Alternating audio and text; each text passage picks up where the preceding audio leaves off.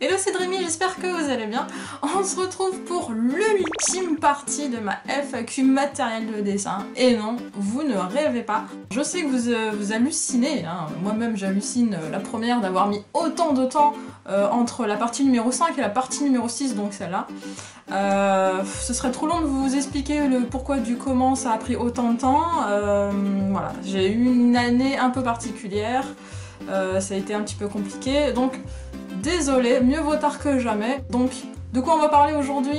Les dernières fois, on a parlé de Copic, des catégories, de à quoi correspondent les numéros, comment choisir les couleurs, le prix, les alternatives aussi. Je vous ai parlé du papier à utiliser, je vous ai parlé de crayons, de stylos. Il y a quand même deux choses qui manquaient, hein.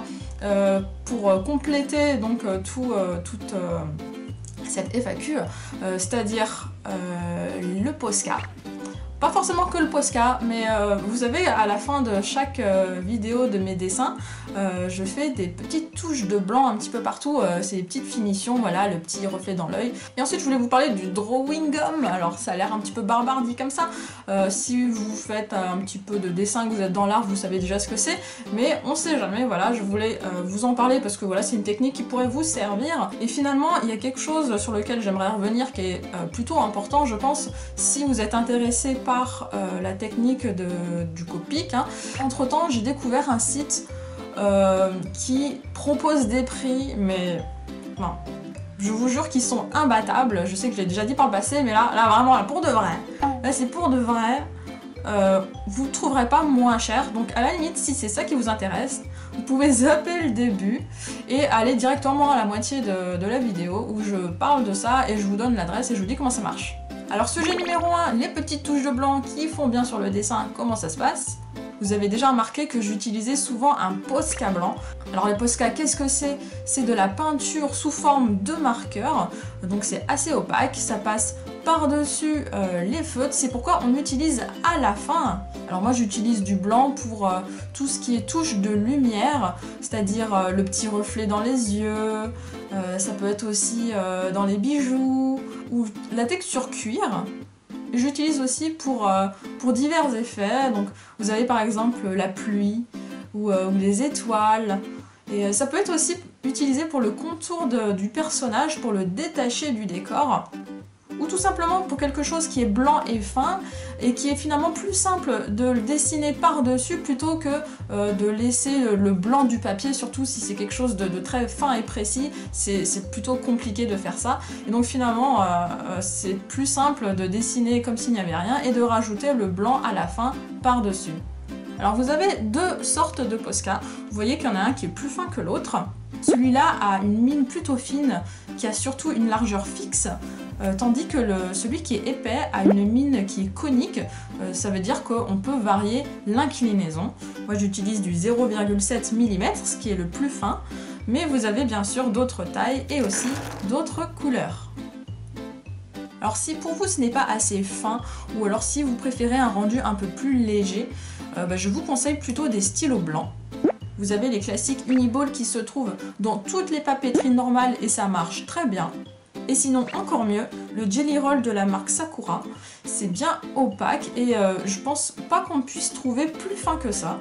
Pour finir sur le sujet, vous pouvez aussi trouver de l'encre blanche. Il vous faudra donc un pinceau pour l'utiliser et aussi pas mal de précision. Personnellement, moi je suis plus à l'aise avec un stylo dans les mains, mais c'est vraiment comme vous voulez. Sachez que l'encre blanche, ça marche très bien. C'est probablement ce qu'il y a de plus opaque et je pense que c'est même plus blanc que le papier blanc. Ensuite, sujet numéro 2, on va parler du drawing gum. Donc si vous faites de la peinture, je pense que vous connaissez déjà, et bien sachez que ça marche aussi pour les feutres à l'alcool. Le drawing gum, c'est une espèce de gomme liquide qui va servir à masquer une partie de votre dessin. Je l'utilise par exemple sur le dessin de Chrono Cross. J'applique le drawing gum sur le personnage avec un pinceau. Ça sèche et ensuite on peut colorier par-dessus et du coup on n'a plus besoin d'être précis ou de faire attention à ne pas dépasser. Et puis à la fin, on retire la gomme avec son doigt ou alors avec une vraie gomme, chacun sa technique. Donc ça peut être très pratique, il existe plein de marques qui font du drawing gum et vous pourrez en trouver dans n'importe quelle papeterie de beaux-arts un petit peu spécialisée assez facilement. Je n'ai pas une marque à vous recommander plus qu'une autre. Personnellement, je vous avoue, je ne l'utilise pas tant que ça. L'inconvénient, je dirais, c'est qu'il faut vraiment utiliser un papier très épais parce que quand on enlève le drawing gum, j'ai l'impression que ça enlève une fine couche du papier avec. Du coup, si on a un papier trop fin, on risque de froisser, voire même de déchirer la feuille. Si on n'y va pas assez délicatement, ou alors il faudrait vraiment prendre son temps. Donc voilà, c'est peut-être pas pour tout le monde, voilà, faites attention. Alors peut-être que c'est moi qui m'y prends mal ou que j'utilise une marque qui va pas.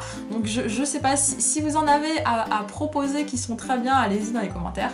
En tout cas, j'ai trouvé une alternative qui me convient mieux à moi. C'est du drawing gum sous forme de stylo. Je l'ai trouvé complètement par hasard au Géant des Beaux-Arts et je l'ai pris un peu par curiosité. Et c'est vraiment du drawing gum mais sous forme de stylo. Donc c'est beaucoup plus précis. Je l'ai utilisé par exemple sur le dessin de Morrigan pour faire les fantômes. Par contre, même précaution au moment de retirer la gomme, faut y aller doucement sinon vous allez abîmer le papier. Voilà, ça c'était pour les petites astuces qui viennent compléter tout le reste du matériel.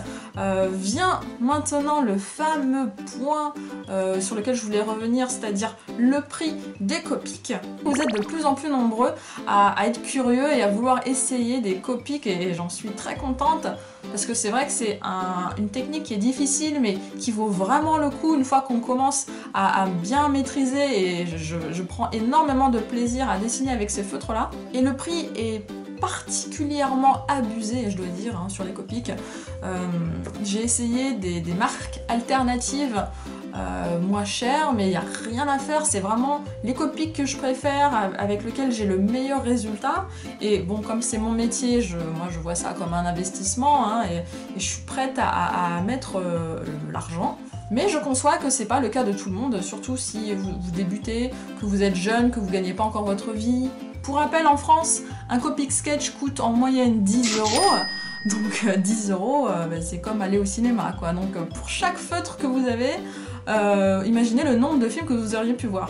Contre moins de 4 € au Japon, parce que c'est une marque japonaise, ce qui représente quand même une belle somme quand on sait qu'il y a plus de 300 couleurs, même si je suis d'accord, on n'est pas obligé de tous les acheter. Mais je conçois voilà, que les gens n'ont pas forcément envie de mettre autant d'argent là-dedans.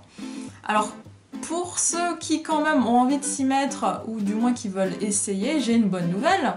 Alors si vous vous souvenez, dans ma toute première partie de la FAQ, je parle de plusieurs sites, donc il y a Manga Inc, il y a TVH Land, et je parle aussi de copicmarker.com. Sur ce site, donc le Copic Sketch, il est à 5,95 €, et c'est vrai que c'est moins cher qu'ailleurs. Faux! Oui, parce que j'ai fini par découvrir un autre site, qui est en français, donc en euros, où vous pourrez trouver le Copic Sketch à 3,65 €. 3,65 €. Ce qui correspond quasiment au prix de conversion, hein, euro-yen. Alors, je sais, vous êtes vénère, vous avez les boules, vous m'avez écouté, vous avez commandé sur copicmarker.com en pensant faire des économies, alors que finalement sur ce site-là, vous auriez pu en faire encore plus. Je sais, je suis la première super vénère. Alors ce site s'appelle matériel-de-mangaka.com. Pour ma défense, ça fait maintenant plus d'1 an que j'ai ouvert cette chaîne où je dessine avec des Copics et la question de l'argent revient régulièrement. Vous avez été plusieurs à me proposer tel ou tel magasin dans telle ville de France, à partager vos expériences, à me dire « Ah mais tel site propose tel prix » et je les ai tous vérifiés et à chaque fois, vraiment, c'est copicmarker.com qui était le plus intéressant au niveau je sais pas, du prix en général, des frais de port, etc. Et vous avez été 3 personnes sur plus d'1 an, hein. Vous avez été 3 personnes à me conseiller le site matériel-de-mangaka.com. Donc 3 personnes, c'est pas énorme. Ce qui me fait dire que, je sais pas, est-ce que ce site n'est pas connu, est-ce qu'il est mal référencé, j'en sais rien. Et du coup j'ai vérifié bien sûr moi-même, j'ai même contacté le webmaster qui est français, hein, et effectivement, le Copic Sketch il est bien à 3,65 €. Et surtout, je me suis rendu compte qu'en fait, ce site, je le connaissais. J'étais déjà tombée dessus. c'est pas le premier voilà, qui sort quand on fait une recherche ou quoi, mais je suis effectivement déjà tombée dessus. Et pourquoi je l'ai pas retenu à l'époque? C'est parce que, effectivement, donc c'est vrai que le prix était déjà très bas, mais il ne proposait pas toute la gamme. Il proposait, je sais plus, que les E ou que les gris. Et du coup, je l'ai pas retenu. Voilà, je l'ai pas retenu. Mais en y retournant là, je me suis rendu compte qu'en fait, si ils proposent toute la gamme, c'est juste qu'il faut remplir un formulaire de contact. Là, on leur dit bonjour, je voudrais tel numéro, tel truc, voilà. Le site vous renvoie un lien qui récapitule votre commande, hein, et donc si ça vous convient, il suffit de l'ajouter au panier et vous pouvez continuer vos achats. Ça va prendre jusqu'à 1 semaine pour rassembler tout ce que vous avez demandé. Et ensuite, la livraison va mettre 2 semaines, 2 semaines et demie à arriver. Et au niveau des frais de transport, c'est au poids. Donc voilà, je pense que là, cette fois, je peux le dire, vous ne pourrez pas trouver moins cher que ça. C'est quasiment le prix d'origine et vous n'aurez même pas à vous déplacer jusqu'au Japon. En plus, donc je vous l'ai dit, c'est un Français qui gère le site, donc faites-moi plaisir et faites-lui plaisir, allez acheter vos Copics chez lui. Et puis pour tous ceux qui ont acheté des Copics plus chers ailleurs, je suis vraiment désolée quoi, moi je suis la première à être désolée, moi-même j'ai dépensé énormément dans plein de sites, mais voilà, hein, mieux vaut tard que jamais, maintenant vous avez l'occasion d'acheter des Copics à 3,65 €, donc n'hésitez plus. Et si vous ne savez pas par où commencer, quelle couleur prendre, et je vous renvoie à mes autres vidéos. Si vous avez d'autres questions concernant le matériel ou si vous avez des expériences ou des adresses intéressantes à partager, faites-le en commentaire. Vous pouvez me suivre sur Facebook, Twitter, Instagram et sachez que depuis peu je suis aussi sur Twitch et donc je fais des lives de mes dessins. En général je fais ça le dimanche après-midi.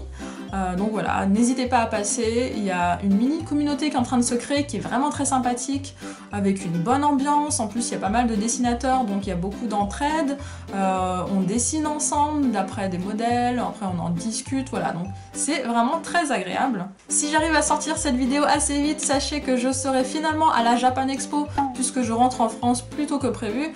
À l'heure où je vous parle, je n'ai pas les détails, donc peut-être que je les rajouterai par-dessus la vidéo si j'en sais plus à ce moment-là. Je vous remercie d'avoir tout regardé et je vous fais des bisous.